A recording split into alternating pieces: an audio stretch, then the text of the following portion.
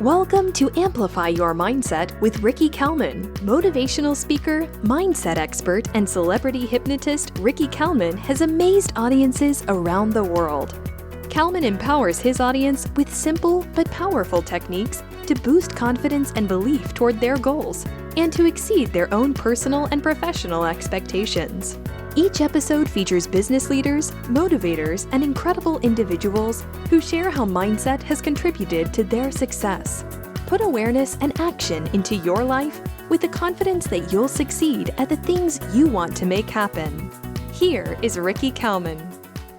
Hi, this is Ricky Kalman, and welcome to another episode of Amplify Your Mindset. Today's special guest is Max Schachter, founder and CEO of Safe Schools for Alex. At age 14, Alex Schachter was tragically killed during the mass shooting at Marjory Stoneman Douglas High School on February 14, 2018. Alex was one of the first students to be killed when the shooter entered the freshman building armed with an AR-15. In an effort to protect our children and teachers, the Safe Schools for Alex campaign will be used to support the efforts of a nationwide school safety commission spearheaded by Max. He convened the first commission meeting on Monday, March 5, 2018, in Parkland, Florida.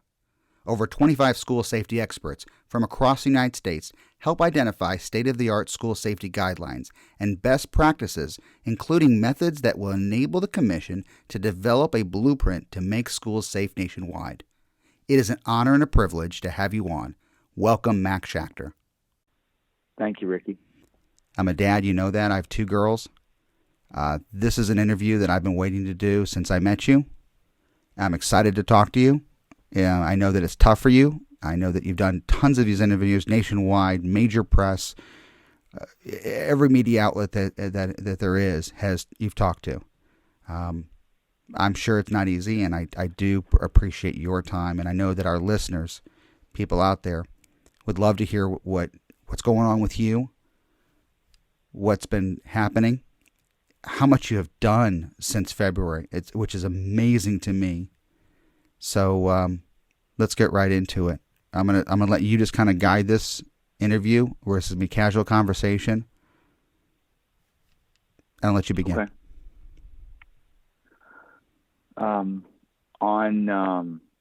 On February 14th, I was at lunch with my wife, and it was like every other Valentine's Day. And then after lunch, I came home and I started receiving a lot of text messages from that there was a shooting at Alex's school, and I immediately went over there. But your mind, says if there is a shooting, maybe it's not true, and if it is, I'm sure Alex is okay. And then when I got there, I couldn't get very close because SWAT was surrounding the school. And then as I walked there, and I said, it's nothing. I walked back to my car. My wife called me and said, Max, she's screaming and crying. She says, Max, you have to get to Alex. I said, what's going on? I said, I'm at the school, but SWAT won't let me get close. It's surrounded. She says, no. She says, you don't understand. She said, Alex has been shot. And I said, how do you know this? And she said that my neighbor down the street, who is friends with Alex and was in his class, called my wife from the inside of the classroom to tell her that Alex was shot, and that he was moaning in pain. And so I told the officer, and he said, no, you can't go. And so I went behind the berm, behind all of the foliage to get around him to try to get to the school. And then when I went out again, there was cops there as well. And I told him, I said, I have to go help my son. He's been shot. And he said, sorry, sir. He says, but don't worry, because all the injured and have been taken to the hospital. I said, okay. And so, my family and I set out on a desperate mission to find him. And we went to every hospital. And, the shooting happened at 2:19 in the afternoon. And, by about 5 o'clock, we couldn't find him. And my wife called me and she said, Max, they're having all the families of the missing meet at the Marriott. She said, come here. And so on my way back, I have an app on, I have 4 kids on all my kids' phones and my wife's phone. And so it's called Life 360. And so I track all the kids. And I knew that Alex's phone was still at that school. And so I knew that, he wouldn't be without it. And so I had to entertain the thought that he was still at that school. And he wasn't at any of the hospitals. And he's not answering his phone. He might be with Hashem in heaven. And, it was very, very difficult. I called my son at the time and I said, Ryan, I can't find Alex.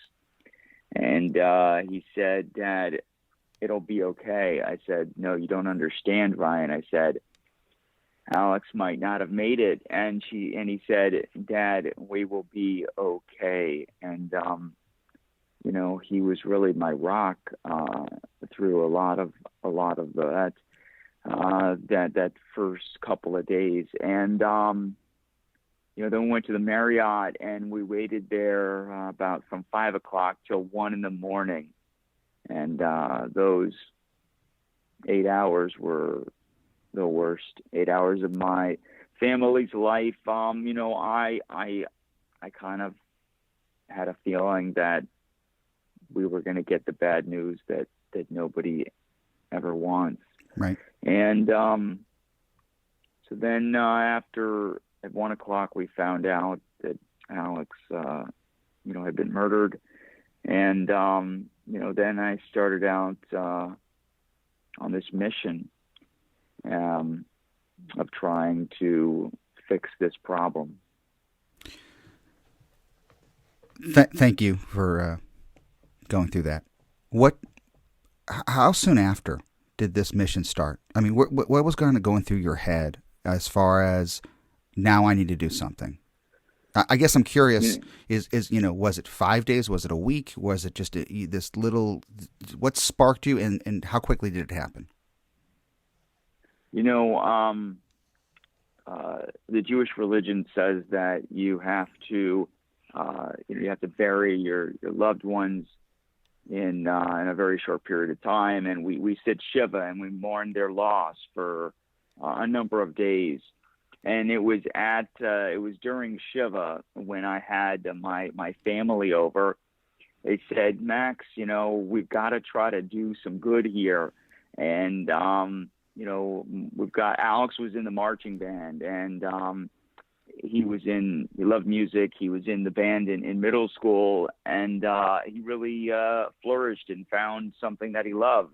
And as parents, that's the only thing that you want. You want to expose your kids to lots of different things in life and see what they fall in love with and what they're good at. And Alex was really good at band, and his Marjory Stoneman Douglas marching band actually won the state championship several months prior for the first time ever. So I wanted to do something for the school. I wanted to do something for his marching band, and so my family said, why don't we start a GoFundMe campaign to raise money for the band? And that's what I did. Mm-hmm. And people were extremely generous, and we raised a lot of money. And so, but after that, I just became enraged that Alex was murdered, not because this murderer walked into Alex's classroom. He did not enter any of the classrooms. He shot right through the glass window of Alex's classroom door. And so I was enraged that if that window had been ballistic hardened, Alex would still be alive today and would have a lot of the children that were killed. Mm-hmm. So I set out on that mission to, and then I set up a separate foundation called Safe Schools for Alex. And after the shooting, Marjory Stoneman Douglas was inundated with companies that wanted to donate their products and services into our school. And so Broward County, which is where Marjory Stoneman Douglas is the sixth largest school district in the country.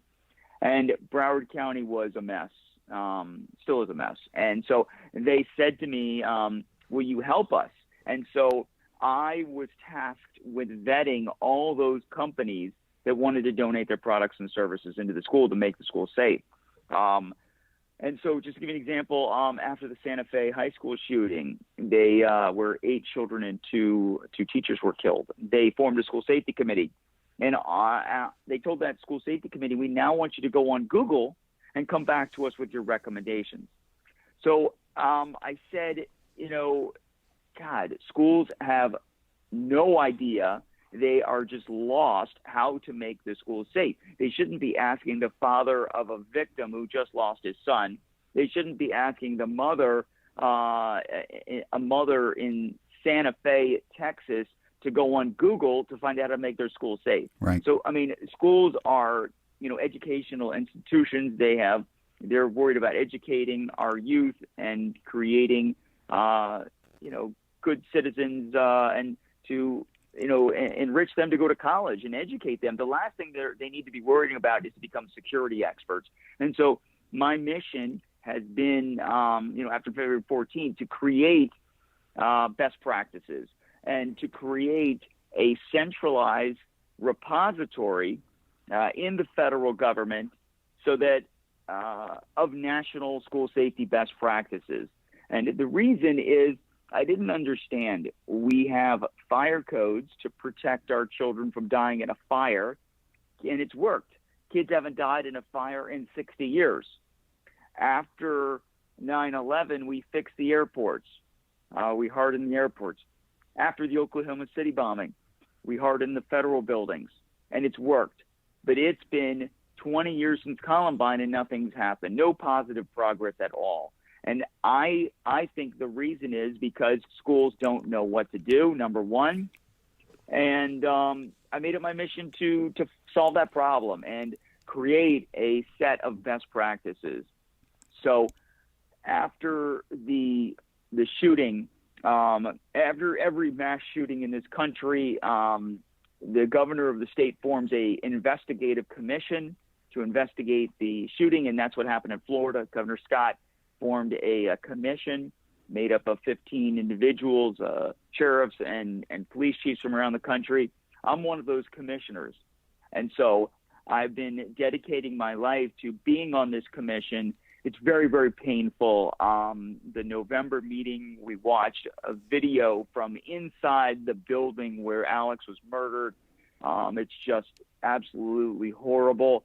But I do it for my son. I want to know what happened. I want to hold those accountable for not doing their job. And I want to, and one of our missions in the statute is to come up with best practices. Mm-hmm.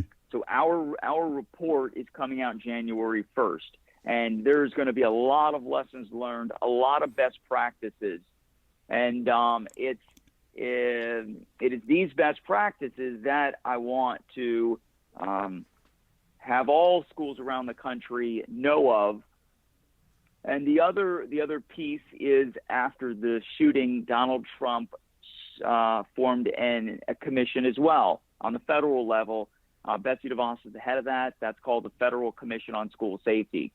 And so when I testified at the White House in June to her commission, I recommended that very topic. I recommended that she create, in her recommendations, a clearinghouse to produce national school safety best practices. So schools like Marjory Stoneman Douglas and schools like Santa Fe, Texas have guidance and know where to go. Because currently you've got 5 federal agencies all working on school safety. You've got the Department of Education, the Department of Justice, Department of Homeland Security, FBI, and Secret Service. And they're all have great men and women that care tremendously about this issue, but they're not working together. And you've got DHS producing reports, FBI producing reports, and Secret Service. But number one, it never reaches the grassroots level. And number two, it's confusing for schools. Mm-hmm. So we need a repository, one place that houses all the best practices laid out in a very simple way, understandable way. So like level one would be no cost, easily implemented, takes a very short period of time to implement these best practices. And then level four would be extremely high cost and extremely long time horizon to implement. So schools know what to do and are able to, and in a prioritized way. Schools should not be spending millions and millions of dollars on cameras to have forensic evidence to look at the murdered crime scene and murdered children. That's a good point. They should, if they don't have locks on their doors, Ricky, they should not be putting cameras in first. You leave your house, you lock your door, you put your alarm on. That's exactly what teachers should be doing. In Santa Fe, Texas, that murderer walked through an unlocked classroom door. So it's giving this kind of guidance to schools nationwide. Just to give you another quick lessons learned or best practices that we learned from the murder of my little boy is that in every classroom there is a safe zone. There is it's called a hard corner, and that's determined by if the door is locked and that classroom is a space that the kids are going to stay in to be protected. There is a specific area in that school that is outside of the vision window. You cannot see that area of the classroom looking through the glass window. In other words, if the shooter is shooting through that window, those kids will not be seen and they will be safe if they're hiding in that area. What happened was the kids in Marjory, Stoneman, Douglas tried to hide in that area of the classroom, but they couldn't. You know what was in that area? The teacher's desk. So schools around the country need to have this information. They need to make every classroom have a protected space and a hard corner. And we need to build schools according to that. So this building that Alex was in was the newest building on campus. It was not that old. They put all of the electrical outlets in the corner. And that's why they put the desk there, because it's near the electrical outlets. Right. That corner is the hard corner. That can't be. Yeah. You cannot be putting – that has to be the safe area so kids can hide there. There needs to be training. There needs to be policies and procedures so that teachers train, kids train to know to go there and how to get there. You said it best. I mean, I'm going to go back to your example earlier about, fire protection. There's a blueprint all schools follow. There's a safety procedure that goes through it. They're really, you really don't think about those type of things. The example you gave me just, was like, wow. Didn't realize there really isn't a blueprint. And it's a shame that we're having to do this, but if we don't do it, it's just a soundbite.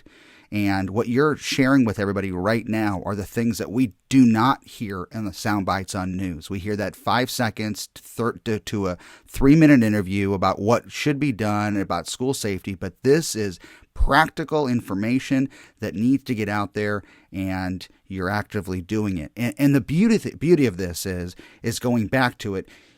It's something that it started, and you haven't let the ball stop rolling. And you're continually doing it. And going back to it, you said you're the commissioner, but you were appointed, which is an amazing thing. I mean, the governor came to you and said, "Hey, you need to be the guy." And now, I mean, just talking to you now, this is why. I mean, the passion in your voice, the things that you're seeing about this. It's not just this conversation. Well, we got to stop this. And I mean, even what you just said about the cameras, I didn't even think about that. You're right. Let's put the funds towards, how to stop it. Prevent it versus going back and having to look back at it. So I was just in Washington, D.C., and I was there. I got invited to the White House for the White House Hanukkah party. But whenever I go to D.C., I always schedule meetings on Capitol Hill, and I had a very, very successful trip. I was there for 3 days, and I had 20 meetings with officials, congressmen and senators. I met with the incoming Speaker of the House, Nancy Pelosi. I met with Jared Kushner at the White House. I met with the people inside the White House that are putting together the Federal Commission on School Safety. That's the Domestic Policy Council. And then after I did that, they said, Mr. Schachter, the Vice President, would like to meet with you. So I met with Vice President Mike Pence for the second time. And I'm very, very excited about Betsy DeVos's impending report that's coming up, the Federal Commission on School Safety. I think that this document, along with the Marjory Stoneman Douglas High School Public Safety Commission report that is coming out January 1st, the one that I'm on, is going to make the recommendation for the first time ever that there be a federal clearinghouse, a federal repository to create these best practices. Mm-hmm. And I think that's going to be the biggest improvement in school safety in 20 years since Columbine. So I'm really, really excited. I could tell, and I am too. I'm going to get this podcast out immediately so we know ahead of time. So people know about what's going on just after the first of the year. What's inspiring to me, and I hope that my listeners right now are inspired by your passion, about your proactivity. What you have done since February is absolutely amazing. How many times you've been to Washington? How many politicians? How many people in the law enforcement you have met with in this short amount of time? And it wasn't okay for a couple of weeks. We're gonna kind of meet, and it's just it's a meet and greet. You're actively doing something, and you haven't stopped. And that to me is extremely inspiring. If you have a passion for something, don't stop. Don't just talk about it. Do it. And you're proof of that. Thank you. Normally I kind of have to lead these conversations and ask questions. I've let you lead this conversation. I told you talk about what you want to talk about. Put whatever you want out there. What can I'm a dad. I told you. You know this. What are the other dads, parents, moms, aunts, uncles, grandparents right now when they sit around? What can we do? Right now, besides go to the website besides being proactive at the schools, what takeaway can you give me as a listener or even a listener?